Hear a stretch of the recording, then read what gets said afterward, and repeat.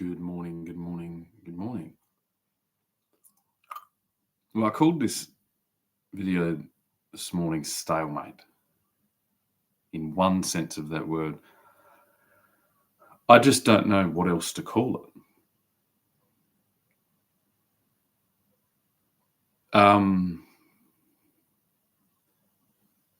I've spent the better part of 4 years voluntarily expressing my concerns for why we're in the situations we're in.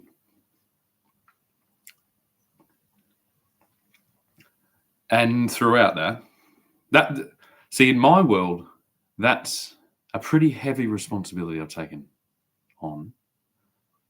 One that I think at any other time in Australian history, in European history, in human history, really, would have been would have been handled very differently. The people behind doors, moving the cogs and attempting to wield this chaotic group of people into some type of civilized state, they've always been swearing. They've always been making threats. They've always been critical. They've always been passionate, because that's what the job is. What the West Australian Labor Party and the Australian Labor Party is doing right now is pretending to be play school presenters to a bunch of middle-aged and elderly women who are holding up the necessary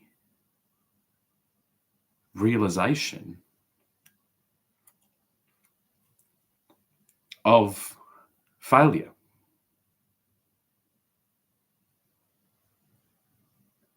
Eternally juvenilized.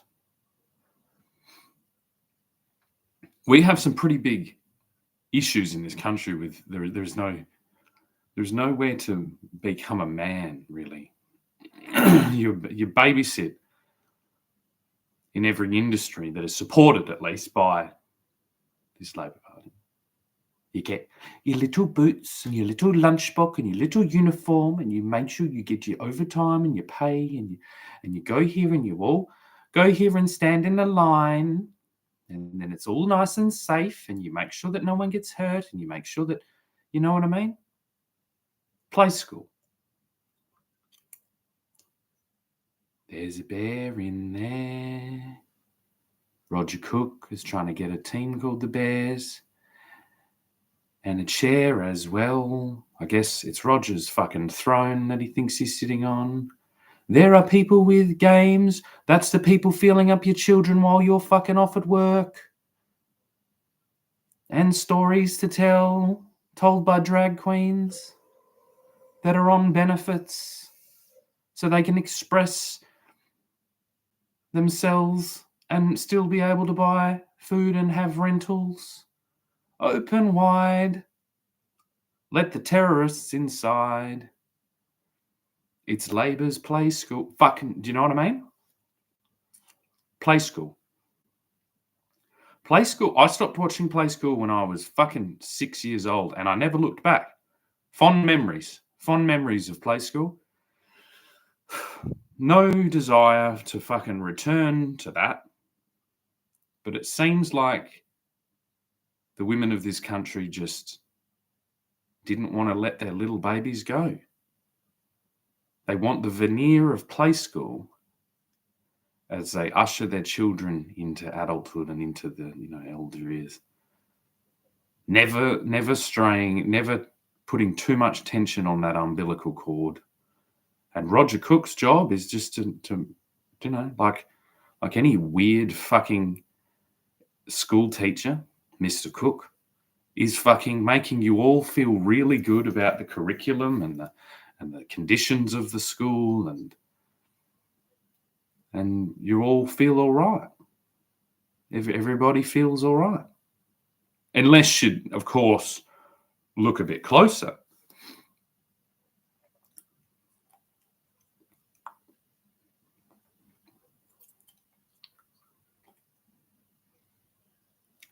So it's a stalemate between a societal condition that would have been impossible on federation of the country, on landing in the country, on historic events throughout the political history of our forebears. All impossible. In fact, I don't think if you had have told anyone back then, in the case of federation, it's 125 years ago? They would have. There's no way they would have ever believed that this could be possible. And so what are we in? I'd say based on that I'm like, well, this isn't legitimate then. A play school, that doesn't prepare anyone for the astronomical threats that we're facing, like just up the road. There's going to be no lunch boxes and free boots and overtime and public transport in the threats that we'll more than likely be facing. So we have a school teacher premier that's tried to take over the whole country. We have a school teacher prime minister that's tried to take over the whole country. And why is that? It's because they live within their own structure. They've never seen above it. They've never experienced anything like what every single family who was here before Federation and for the, say, 40 years after Federation have experienced. It's an ultimate Karen army. And so what do Karens do? They phone the management. They are the management. So they're having a Karen circle jerk in this like sub-level bureaucratic nonsense and self-congratulating themselves about it constantly and ignoring the entire rest of the situation. Because the mathematics is really clear. If you scare all the women, so yeah, say we have a 50-50 breakdown between men and women. All right, keep the women scared. They're doing a pretty good job of that with our tax money. And then all you need is a really tiny percentage of men to keep that scam going. And every single Western democracy has been using this trick since they got the vote.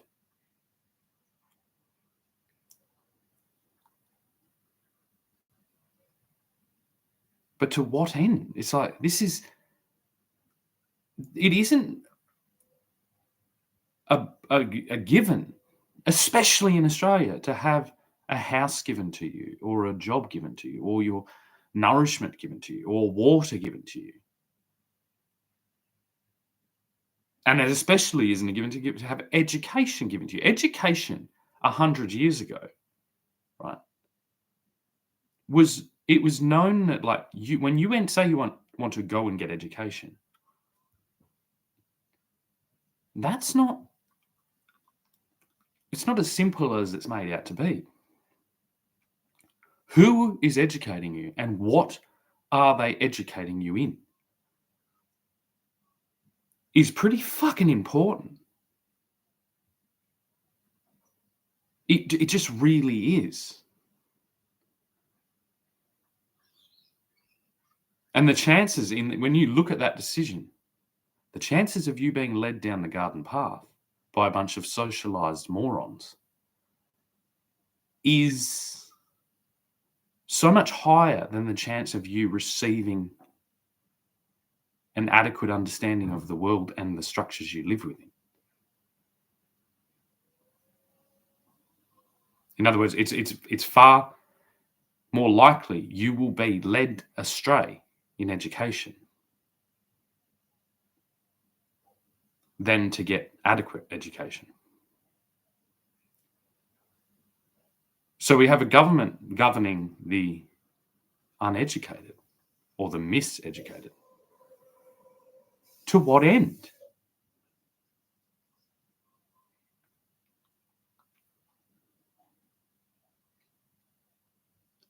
To what fucking end?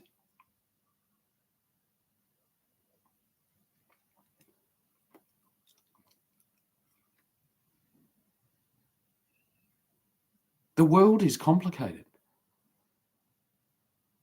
The largest skill that I got was how to educate myself and then check what I'm learning and then test it. So I'm constantly trimming the sails, so to say, of my knowledge set. But this is not taught. And it's really difficult to teach this.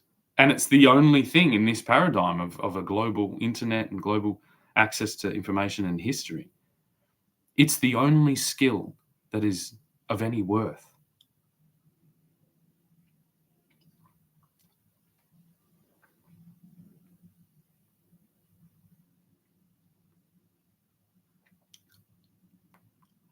So why is this stalemate? It's like, well, I've pretty well acknowledged that I don't recognise the West Australian Labor Party. I do not recognise their claim to govern this region. I've fallen back and said, right, I suppose the fucking urban sprawl, just by sheer numbers, they govern that region with play school.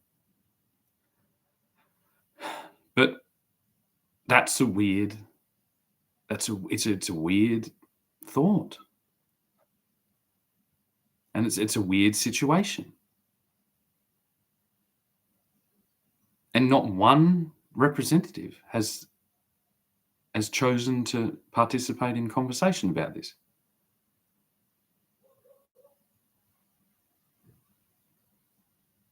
That is, this play school is holding my 3 children hostage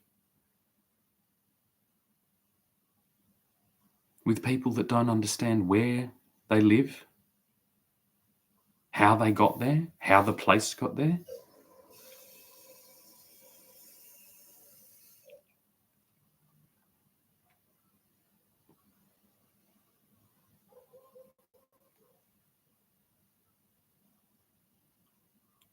This gives me authority to act quite outrageously, quite intensely.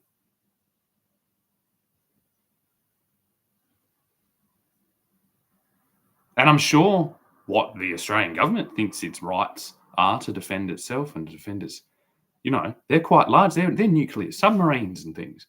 They're battleships bought from Japan. They're a standing army. They're a lot of things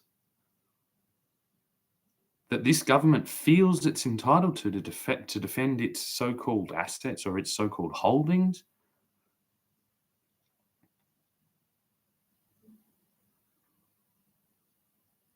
But you can't forget that I'm a parallel entity. I'm here before Federation. My family is here before Federation.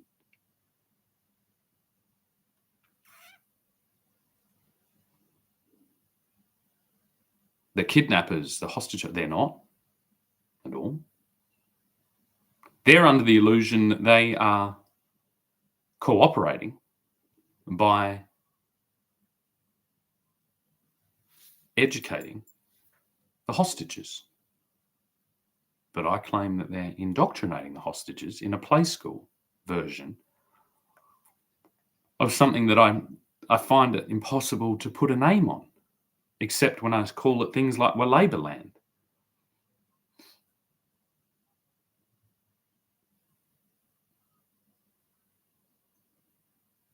You're not going to get this from Islamic terrorists. You're not going to get and what I mean by this, I mean my presentation for over 3 years now. You're not going to get that. You're not going to get it from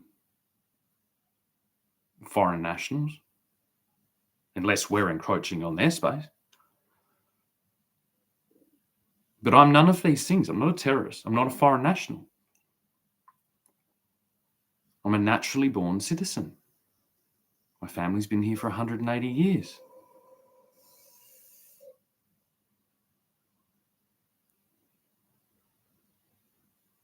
I'm obviously showing, that I have an adequate oversight of what we actually live in every day.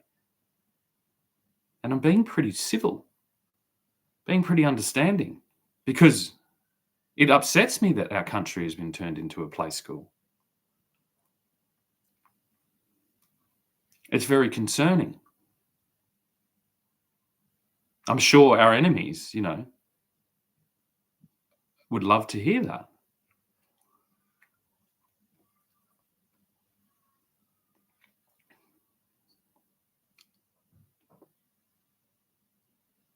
Every single politician in this country right now is protecting an outdated system that should be having attention put on it to evolve. But it's not. It's holding you all hostage so that it isn't exposed for historic wrongs, for decisions made in the recent history, last 5 years, that it believes would catastrophically affect the stability of the country. Well, then what is this conversation taking place every day? What is it? You've been exposed. You're now being exposed for covering that up in the exact place. God willing, we'd have our enemies participate or attempt to participate in a conversation like this.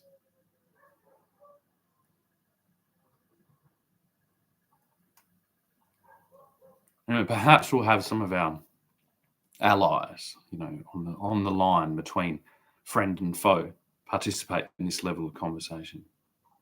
If we're lucky.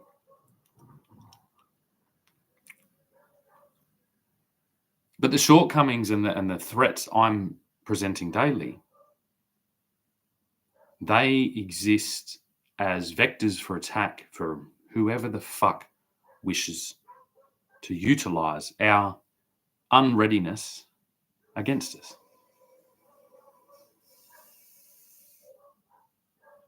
And I can't see for the life of me how the government doesn't consider that as something that it should respond adequately to. In other words, it's like, what is this government? It's a bunch of people with a logo that are squatting in our parliament. And when you get to the point where it's like, our parliament was created by someone without permission. So it's always an experiment. It has a constitution, it has that it is here to do this. And this is daily what I'm saying it is not doing.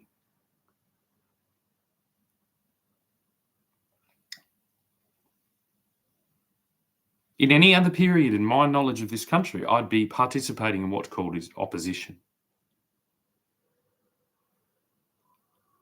But the whole thing, the whole play school has been absorbed as a tennis match between so-called government and opposition.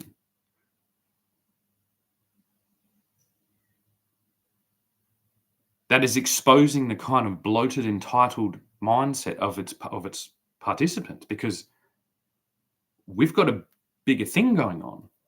This isn't the time to have a tennis match between the elite. The elite. The elite is not the word I'd use.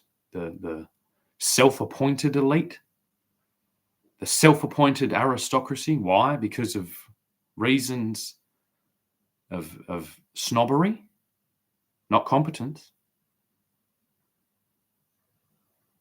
And snobbery coming from both sections. So it's like there is a working class snobbery, which runs on, a fearsome brutality. And there is a bloated financial or professional snobbery that comes from like kind of a protected upbringing. And you are having a tennis match and ignoring actual opposition. I'm in opposition to both parties. And they've gotten so used to this fucking shell game working that they don't know how to do it. And this is the point of failure. I'm a person. I'm a single man putting up adequate thing voluntarily. To both of you, I may slightly align with the Liberal Party from historic situations, but it's not a full support, not when there is a tennis game going on, when we should be doing something a lot more sufficient than that in this moment. And this is the whole thing. This is like, it's showing the whole situation. If we're at the point where a person, obviously I'm making adequate enough criticisms and doing a good enough job. I'm not in jail. I'm not I'm not on the run. I'm not hiding myself. I'm not conspiring to overthrow the government with a paramilitary group. I'm trying to participate in the conversation from my perspective, which is very real. It's very appropriate to do that. But why is that happening? It's happening because these individuals believe, oh, well, he can get here, but he needs to go through the process. He needs to go in local government and do something there, and then he needs to go to there and do this, and he needs to go there and do this. He needs to submit paperwork to the play school so that he can play school with all of us. And he's not vaccinated. So we can't let unvaccinated people in to play blocks with us. And he's sure as hell never going to get to play tennis.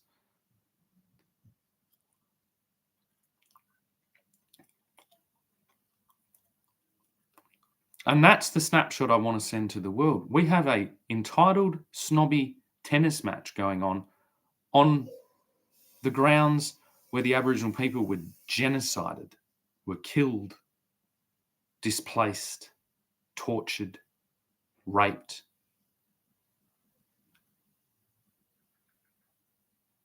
Disadvantaged beyond belief. Their land was fucking scorched,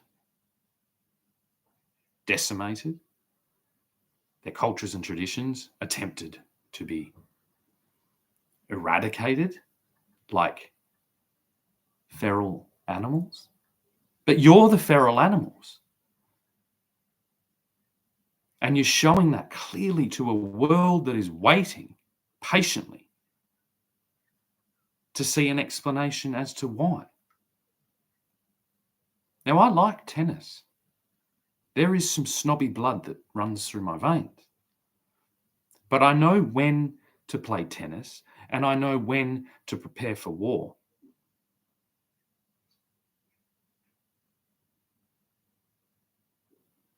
And if this conversation isn't being met with adequate response from the so-called government, then what chance in hell do we have of diplomacy between some of our most fearsome enemies?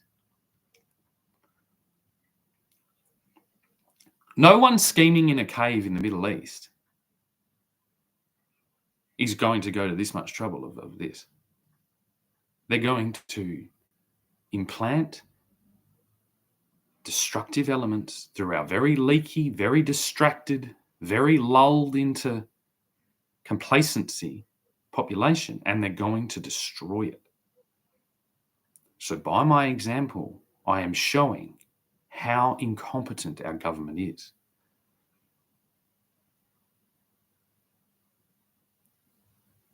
And how infiltrated with imposters our Houses of Parliament are. And why is this? This is because we were not allowed to build the structures existing in the United Kingdom in Australia.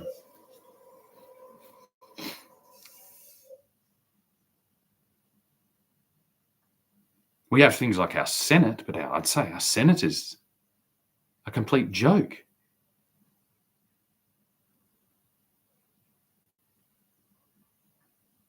And there is just a confidence of these imposters to just keep on marching.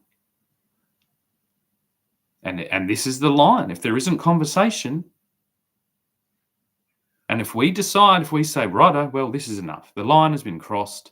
We really need to push back on this metropolitan scourge. Then conversation will stop, and we'll send a message that you can understand. We'll send a message that will disturb your tennis match, in other words. And then I guess we'll send a message to everyone in the country that says, why were you allowing your snobbish political class to play tennis while the very nature of our, civilization was being undermined?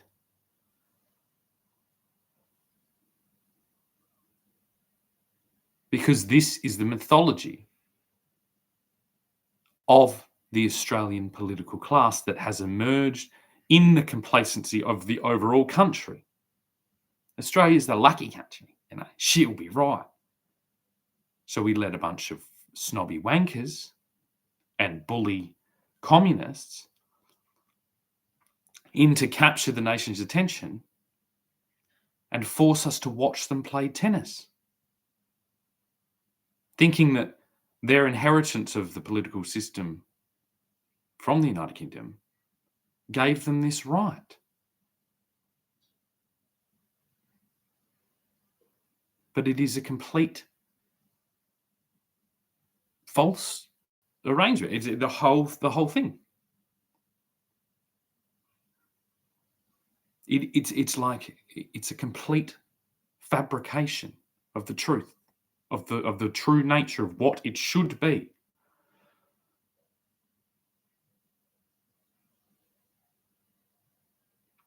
I symbolically yesterday blew a YouTuber's brains out, an American YouTuber that I believe was producing content aimed at very young children, in this case, 8-year-olds, with very subversive, very destructive kind of strategy that I am exposing. This is one case of this. If this manifests in the equivalent technological period of, say, my own age group, this would have been a pretty big deal. The Karens would have been in force. But the Karens have been trained to do what the principal says. They've been trained to look for the person with the cheap uniform suit, which is now the official uniform of this global political class. And it's ugly. Have you looked at it? It's ugly. It's always a bit off. It's always a little bit strange looking. We've had it for too long. It doesn't have the same effect that it did when it first emerged. And behind that suit that they all wear is a very, very incompetent, very, very kind of dangerous individual.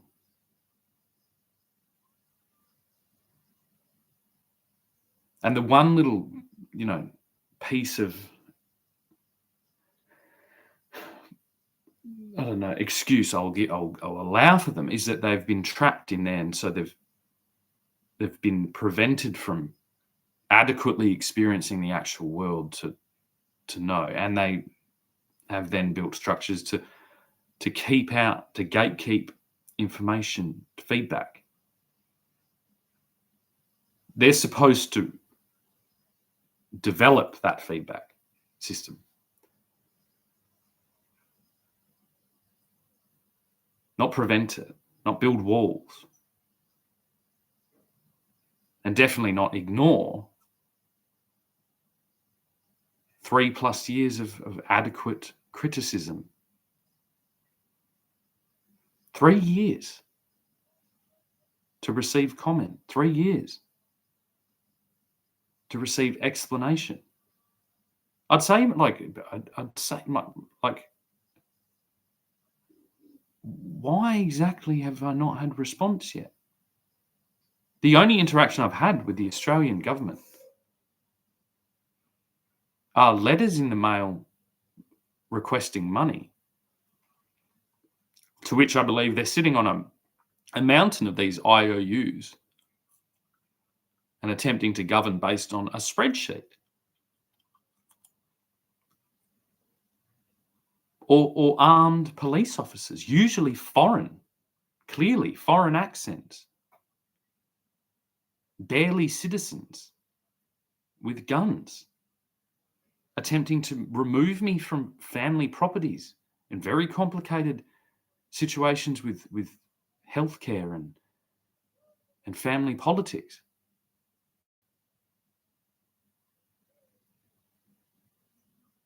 And this is, again, I'll say, from somebody whose family's been here for 180 years, who didn't come on a convict ship,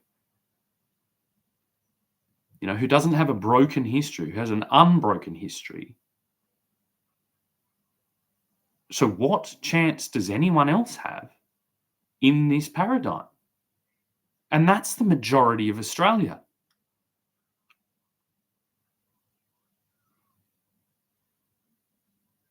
So basically, according to the Australian Labor Party, who supposedly governs Australia, it's play school or nothing, folks. It's play school or nothing.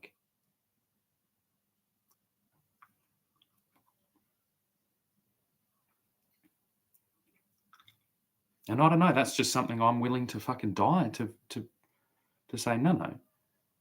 It's not play school or nothing. It's get to your fucking office and put up an adequate response to what I'm saying. Do your fucking job.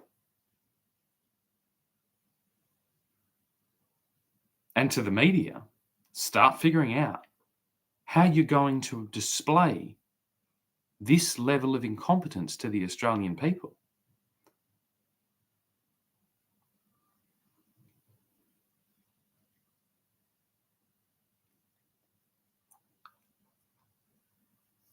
Australia doesn't need more play school. Australia needs to fucking figure out what it is. It needs to accept the damage it's done to its citizens and to the place. And it needs to come up with strategies to stabilise, secure, and attempt to unify its identity on the world stage. And its kind of attempt to hijack brand equity of the British Empire, or brand equity of its predecessors, is failing miserably under the exposure of our new technologies. And so that sounds like techniques from a pretty high level enemy. Pretty high level enemy, perhaps not from a foreign alien culture or civilization, say like China, although we are being, more than sufficiently attacked by that. It's from the United States.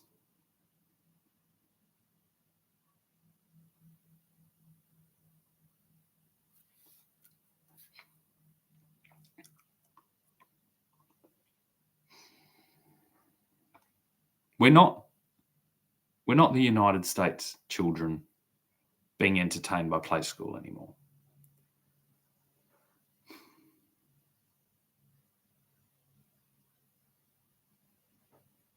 the United States interaction with that's for their citizens to kind of overcome. They're a very different place than we are.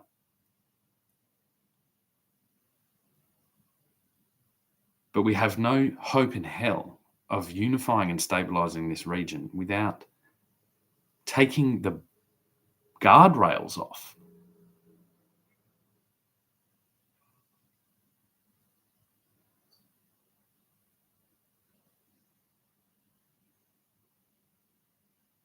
Without taking the pads off.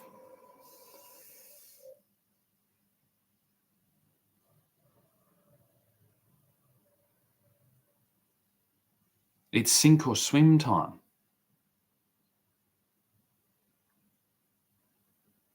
We're not handing this thing in a gift wrap box to the United States. Our urban sprawl will look like Gaza before we fucking hand it over to Donald Trump.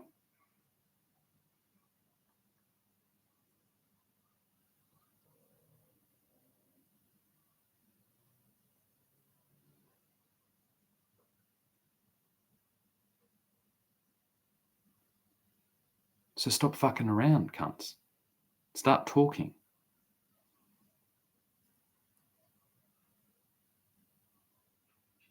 Stop believing that whatever it is you think you're sitting on is the power fucking house that you think it is enough to ignore something like this. That's a misunderstanding of the situation. It's a misunderstanding of all the interconnected elements at play. I already see this urban sprawl as a pile of rubble. In situ. Yeah, there might be nice little bungalows. But there's nothing else. It's an encampment. It's a slum.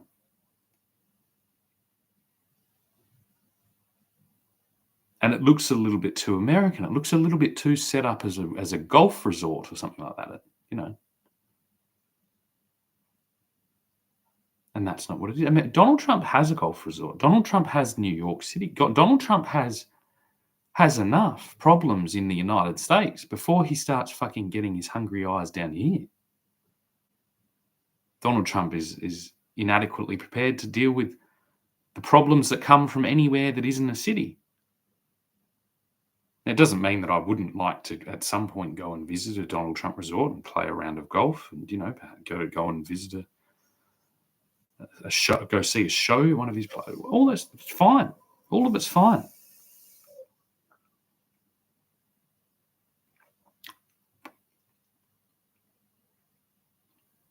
But I don't know what the fuck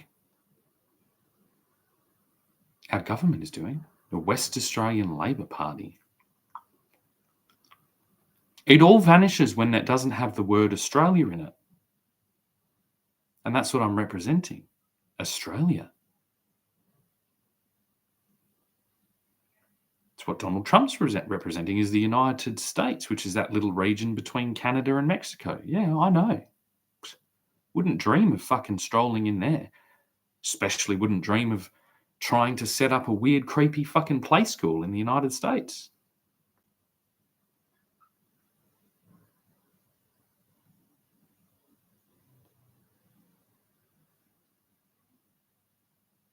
This state was forged out of the desert. It was forged out of fucking uncertainty. It was forged to clothe and feed Europe. And with that food and with those clothes, Europe almost destroyed the world, extending its influence and its snobbish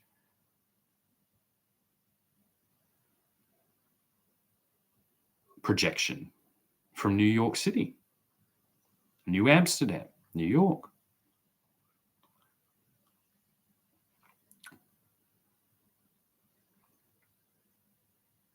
So I've sketched out a pretty good strategy for how this is going to happen.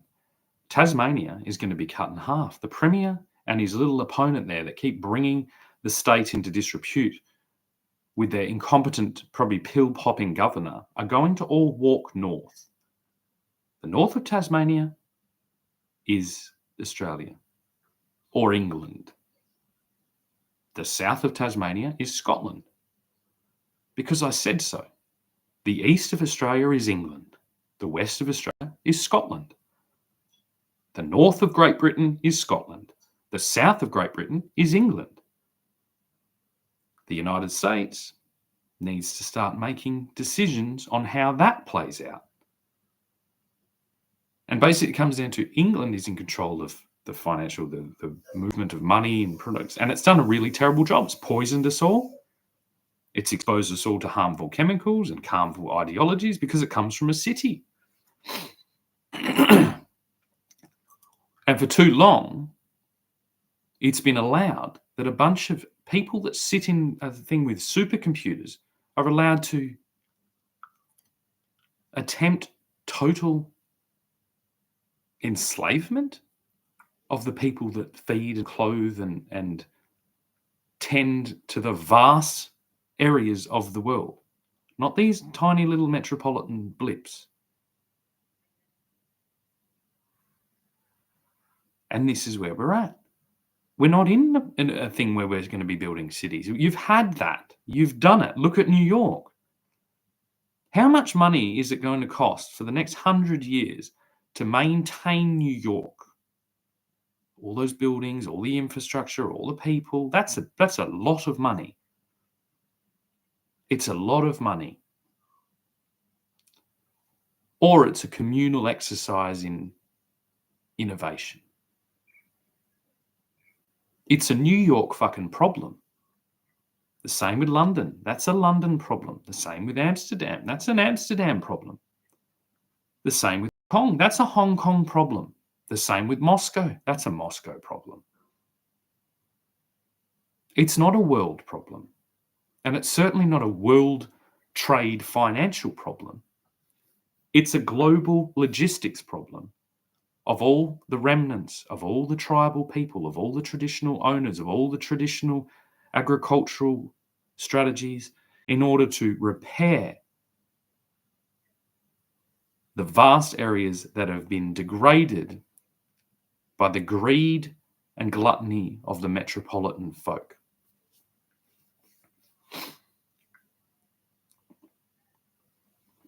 And at the moment, we're attempting to do this conversationally. Any other time this has happened, take the Mongols. It wasn't conversational.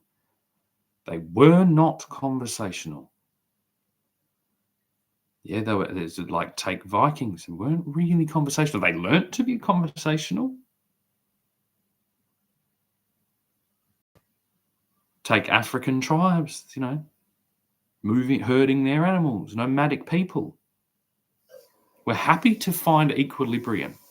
And I've shown my attempt to do that by displaying my plans for a house in a place overseen by the Parliament, by the King, to maintain that. But in order to maintain that, I need to be able to earn a living, so to say, because it is not allowed to just exist on your own products and service and things. You have to make it. You have to earn a living. Well, I'll do that. So I'll hold my own consulate, the consulate of Scotland in Gingin, but not of the cities of Scotland, of the Scots. Are herding people of their own, that herded cattle up into the highlands, hid them in valleys. One of these clans is at the corner of almost every suburb in the entire world with a big M on it. So I think it's, pretty understandable to have a consulate. And that consulate will not, of course, be in a metropolitan area because that has been the problem the whole time. The consulate is in Gingin. Very humble, very small, very accessible. Very respectfully, put in the landscape, so to say, projecting to its oversight to govern the largest migration of people and animals known that's ever been attempted from the bottom of Tasmania, Hobart, to the tip of Scotland. We're not going to displace people. We're certainly not going to attempt to make play school for perverts. We're not going to need childcare because we learn on the move. Not just our own skills to do this project, but how to interact with the mentally ill metropolitan marauders. Not for our benefit. We can shut down and disrupt and put the cities under siege anytime we want. But for your benefit, to save you all from yourselves.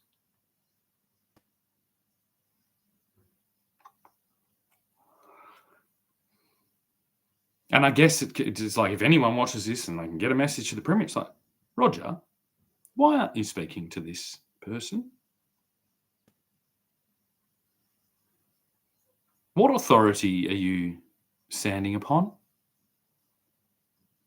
when ignoring this person who put up 3 years of adequate, like, not even, I don't think anyone's ever done this before. That's what you're ignoring? You can ignore the stumbling drunk slurring at the steps of Parliament. That's okay. Don't ignore them. Maybe get them some help. Point them towards a church or something like that. You can't ignore this. And it's too late. And I knew you would continue to ignore it. So I've built it to just keep emerging every day and just keep exposing you for how you believed that blocking someone on Facebook was adequate defence for the West Australian people. There should be a mutiny right now. There should be a complete, but there isn't. That's even worse. It just keeps going on itself. You're playing tennis and I'm running around the tennis court saying you're under arrest.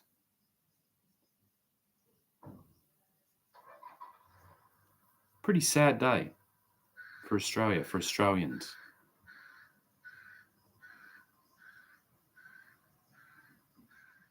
But it could be a lot worse.